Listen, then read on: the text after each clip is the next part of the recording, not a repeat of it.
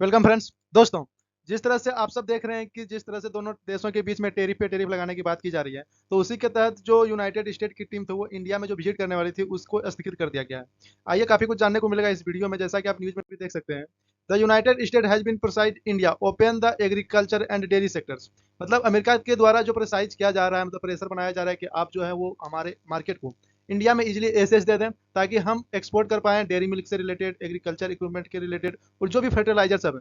But उससे होगा कि हमारे देश के जो भी स्मॉल फार्मर्स हैं और जो भी फिशर्समैन हैं, उन सबको काफ़ी ज़्यादा हार्म होगा। तो उसी को देखते हुए आवर प्राइम मिनिस्टर्स इनको अलाउ नहीं कर रहे हैं। जैसा कि New Delhi has ruled out concessions saying such moves would dangers small farmers and cattle raisers. वो बता रहे हैं कि जो भी डेयरी मिल्क सेक्टर है, जो भी फिशर सेक्टर है, मीडियम एक्सचेंज कंपनी जो है, उन सबको काफ़ी ज़्यादा हार्म होने वाली है।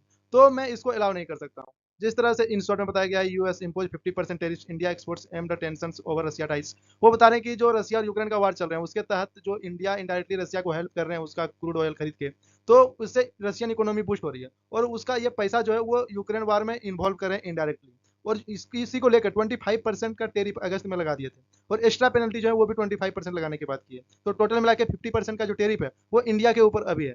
तो इसी को देखते हुए India has rejected US demands open agriculture and dairy sectors. वो इस तरह से बोल के वो चाहते हैं कि हमें जो है इंडिया में एसेस मिल जाए, जिससे हम डेयरी सेक्टर और फिशर्स को आसानी से टैकल कर पाए। जैसे talks to the pacts of the already gone out 5 rounds. मतलब जो भी हुआ था बायलैटरल ट्रेडिंग या ओपन जो हुआ था डिस्कशन दोनों कंट्री के बीच में, वो 5 राउंड मीटिंग हुआ था, उसके तहत भी कुछ नहीं हो पाया। And 6 round was the planned August 25 to 19।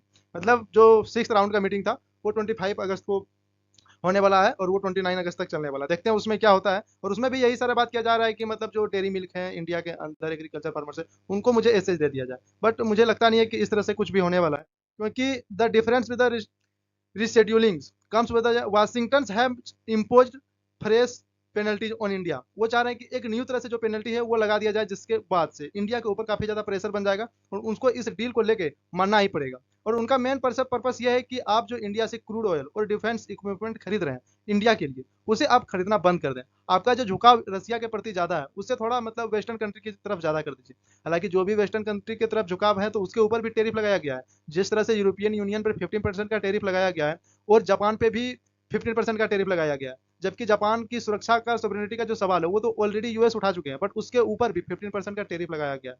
तो ये वेस्टर्न कंट्री जो होते हैं मतलब ये किसी के होते नहीं है। तो अगर इंडिया भी इस पे एसेस ले लें तो उसका मेन फोकस सिर्फ है एग्रीकल्चर और डेयरी प्रोडक्ट पे। उससे टेरिफ लगाने का सिर्फ एक ही मकसद है। और together this the dual with tariff the India export the US 50%। आप सबको पता है कि 50% का टेरिफ लग गया है, जैसे कि trade ties between India and the USA. दोनों के बीच में ट्रेड को टाइस हो गया है, मतलब ज्यादा एक्सपोर्ट और इंपोर्ट हो नहीं रहे दोनों के बीच में, काफी ज्यादा हार्म भी हो रहा है दोनों को। According to the Commerce Ministry's data, India export the US grow 21.64% and USA 33.53 billion dollars. इतना ज्यादा का मतलब ग्रो हुआ।